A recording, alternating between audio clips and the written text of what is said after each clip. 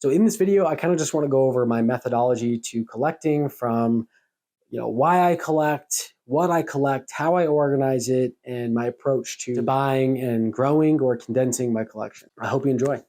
Why in 2024 do I still collect physical media? And there is so much streaming available, and there are so many ways to go about finding whatever movie it is or music that you want to listen to. It doesn't make a lot of sense to probably a lot of people to have physical media. Let alone, I think a lot of people today don't even have Blu-ray players or even DVD players. And some people probably wonder why I would want to have all the extra clutter, and that's a valid question. So let me take you back to little Dylan. It all kind of really started with my dad. I mean, he's a huge movie fanatic, and growing up, he always had a very large VHS collection. One of my favorite activities when I was just bored at home would just be to sit and go through his movies. He had a shelf about this big with 2 layers deep of VHSs, and I would just pull out a VHS and I'd look at the back and I'd memorize directors and actors and dates that movies came out for things I'd never even watched. I was always just fascinated with looking at the artwork and looking and learning about film and movies. And of course, I did watch many of them. There were plenty that I couldn't watch at that age. My dad would very regularly take us to a Blockbuster or Hollywood Video at least once a week. And he would always let me pick out an old VHS to rent because those were only $1. And that's how I fell in love with the James Bond franchise. I mean, that's where it all started. I actually just picked out a VHS because I thought the cover art looked cool.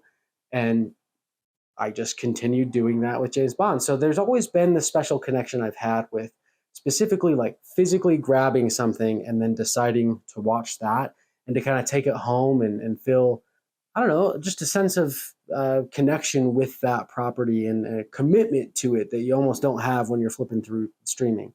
So I think that's like a big part of where that comes from. Now, speaking to it kind of in a modern sense, I think for me, I do still prefer having a physical version of movies that I do love for multiple reasons. I mean, especially now there are so many different streaming platforms. About 10 years ago, it did feel like most movies were right there on Netflix. And it was like, man, and then a new streaming service came out, a new service came out, a new service came out. It all started spreading thinner and thinner. It gets to the point now where it feels like whatever movie I'm in the mood to watch, I'll Google what platform it's on, and I have to rent it anyway because it's not actually on one of them. So to save some headache, I do actually enjoy having my own physical copy. Second to that, if you're buying certain types of physical media, the picture quality is going to be better. I am a fan of 4K. I do like to have a 4K Blu-ray player and a 4K TV and a good setup for that. That's just something I enjoy as a film fan. I want to watch it in a better format if that's available. So that's a big part of it for me as well. And I like the aesthetic. I enjoy having something that looks nice, which actually is a big motivator for why I collect physical media, to be honest. As you'll notice, I do like to arrange my display in specific ways, which we'll get into later. And for me, there's some sort of therapy to that. So I just enjoy having a piece of the media. So, well, let's get into what I collect. So one of my methodologies for collecting is still a bit more minimalist. I know it probably doesn't feel like that, but I do try to keep as much contained to this as possible, which is getting maxed out, every day. Being the practical man that I am, I do understand that it doesn't make a lot of sense to own a lot of things that are available on streaming. And even though I just kind of gave the counter argument to like why I would want it, because it might disappear off streaming, for the most part, you still can get just about whatever you want on streaming. And even if you can't find what you want, there's plenty of other things that you'll jump into and find and enjoy. I used to have a pretty big collection of Blu-rays, but I don't actually collect a lot of standard Blu-rays anymore. I think that a lot of the Blu-rays that came out kind of in the peak Blu-ray era aren't always the best transfers. They're not always the best looking. And if you're going to find them on streaming, it's probably going to look similar. For me, what I've gotten into a lot more recently is boutique labels. So it's kind of a complement to like the vinyl record. Whereas if you get a good vinyl record pressing, it's going to give you a better sound and performance than something digitally would. So for me, when it comes to boutique label movies, those kind of things are often transferred from the original film and supervised by directors to give the purest and best vision of that movie that sometimes gets lost in the studio transfers and the early digital transfers that exist and are still on streaming platforms. So there's a big incentive to get movies from those boutique labels for that reason. And then also because a lot of them are kind of niche or harder to find on a streaming platform at any given time because they're not usually available on streaming platforms. So that's primarily what I collect when it comes to movies, which you'll notice is mostly the Criterion Collection. If you don't know what the Criterion Collection is, it's a boutique label that's been around since the early 80s, I believe. They try to curate a collection of important films that may otherwise not be seen or forgotten. They go out of their way to create new supplements and find special features that existed for these things and compile essays and documentaries and features that companion the film and help you learn a lot about the films themselves. So that's part of the Criterion Collection. Another big label is Arrow Video. If you're a collector watching my channel, this is familiar to you, but I have a few Arrow videos. It seems that they specialize more in kind of like that video store rental era of maybe some cheesier films. You'll also find labels like Scream Factory, which produce a lot of horror movies. There's a lot of other labels out there. I mostly collect Criterion Collection because those are the type of films that I'm into mostly. I do have, like I said, a fair share of Arrow Video. And then, of course, I do collect some modern 4K movies, and I do still have a small batch of just standard Blu-rays as well from some of my favorite movies. So now how I organize my movies is an interesting thing. I know that probably most of you don't really think twice when you look over here, but anyone who collects Criterion might look at this and kind of wonder, what is my system? For instance, A Night to Remember, it's going to have a spine number. So this one is spine number 7. Now, the Criterion Collection, every time they add a movie to the collection, it gets a spine number in chronological order of when it was added. So most people that I notice when you go and you watch their channels on YouTube, they have their Criterion Collection organized numerically. That's not how I do it. Now, one thing you're probably also noticing up here is that I have this kind of section of like white and a section of kind of black for this upper area. That kind of came about because I found a channel called Films by Color, which I highly recommend if you aren't watching them, where they do a lot of Criterion and boutique label, but he also just collects Blu-ray in general. And his whole thing is that he organizes his movies by color. And that was just like aesthetically so pleasing to me. Sometimes when I don't know what to do with my movies, I just start organizing them by color now. That's kind of a new thing that I adopted.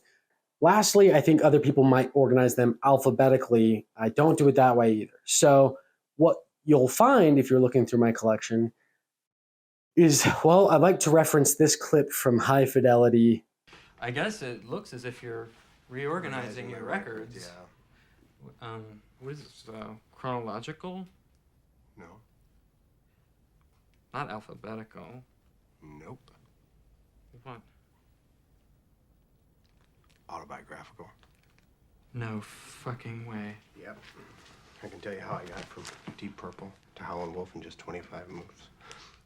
And if I want to find the song Landslide by Fleetwood Mac, I have to remember that I bought it for someone in the fall of 1983 pile, but didn't give it to them for personal reasons.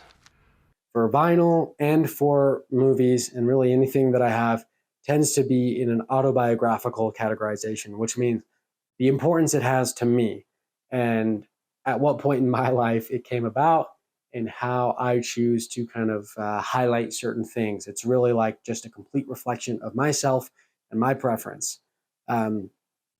So, for instance, when it comes to my Criterion, over here on the right, you're going to find for this first half, I mean, this right section is mostly organized by director. You're going to find Wes Anderson. He's one of the most influential directors for me. He's, of course, what introduction to the Criterion for me was him, like in 2008. I've been collecting Criterion, by the way, since about 2011. So I've been collecting it for going on 14 years. And this is all I have, which I guess probably looks like a lot to some of you, but it's been accumulating slowly over the course of a long time. But so yes, I have my Wes Anderson section here, and then it goes to David Lynch, and then Richard Linklater, which is just a small little section here, but he's one of the most influential filmmakers for me and one of my favorites. And then I have my martial arts films with Jackie Chan and Bruce Lee collections here. We have our Japanese samurai films right here on this end. This was my classic section, kind of early 1940s or 1930s even, 40s, 50s, kind of through this whole section. And then as my collection expanded, more recently I got into a lot of older films. Then that has just made its way up here if it matches one of these color groups. I have plenty of things that I could be organizing by director, but it's not that way for some reason. This is my Arrow video section. I kind of have those box sets. It's not all Arrow. I have Super Cop, which I don't remember the label that produced that. And then as you kind of bleed over to the right, you get my 4Ks and Bond movies and a couple of box sets for just old Blu-rays that I have. I'm not going to show you my other remaining Blu-ray films. They're kind of in a box in my closet, so they don't get that special treatment. I won't go into my records, but, well, I will say, this whole first cubby, up until at least here, is just my David Bowie. So, yes, I have a lot of David Bowie records, and then it goes to Radiohead. So it's almost organized by favorite band. Radiohead's, and then we got hip-hop, Mac Miller and all of that. Oh, yeah, I didn't even... box sets are kind of placed here. A Bond 50 box set. And then for the rest, it's alphabetical. So there you go. Anyway, that's how I collect my. That's how I organize my collection. So if any of you find that interesting, there's a video now that you can watch about that. So, all right. I would love to know though what you collect. Comment below what you guys collect. Anyways, we'll catch you on the flip flop.